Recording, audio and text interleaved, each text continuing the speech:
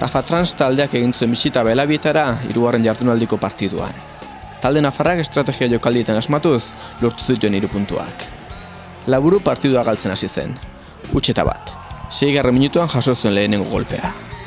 Golpea jasoarren Laburuk markagailuari buelta ematea lortu zuen. 3 gol sartu zituen. Banakoa Danik sartu zuen 9. minutuan. 2 eta batekoa 11. Andoni Carlosenak. Eta 3 minutu geroago berriz ere Carlosenak falta jaurtiketa baten ondoren lortu zuen 3 eta batekoa. Lehenengo zatian jokoaren ardura Laburuk izan zuen. Aukera argienak ere talde moreak sortu zituen. Halere Tafatransek atsedenaldira iristeko minutu baten faltan berriz ere gola lortu zuen. Natxok sartu zuen 3 eta 2koa. Bigarren zatiaren hasieran etxekoek jarraitu zuten partiduan agintzen. Halere, kanpoko taldeak 3 berdinketa lortu zuen 25. minutuan. Jokaldi eztabaidagarria izan zen. Eskuaren laguntzarekin kontrolatu baitzuen baloia jokalari nafarrak. Jokaldi honen ondoren talde moreak konzentrazioa galdu zuen, eta kanpoko taldeak bikain aprobetxatu zuen egoera hori. 3 eta 4koa Zalak sartu zuen eta 3 eta 5koa Pablok. Azken segundoan 3 eta 6koa berriz ere Pablok sartu zuen. Estrategia jokaldietan ez ziren fin ibili ibartarrak.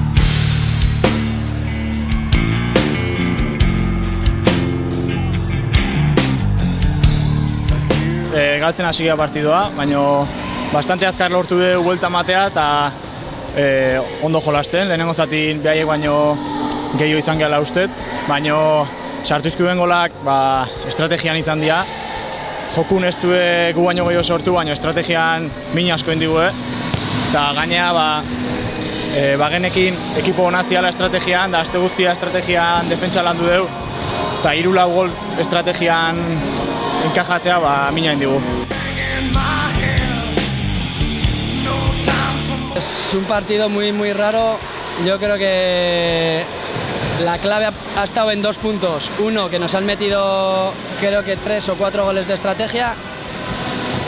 Y el otro, en los últimos minutos ellos han gestionado mejor las emociones y no hemos podido remontar cuando solemos ser nosotros los que solemos conseguir con el 5-4 remontar partidos.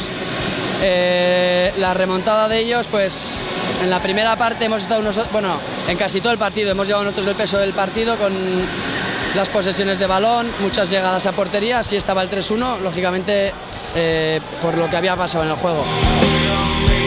Azken minutuetan atezen jokalariarekin jokatu zuen Laburuk. 5-4 aurka ongi moldatu da talde morea. Baina larun batean etzen Labururen egunik honena. Eta gero markagailua kontra geneukala atezain jokalari atea deu, baina ez deu lortu arriskuik sortzea, eta hori bai laindu beharreko zerbait izangoa.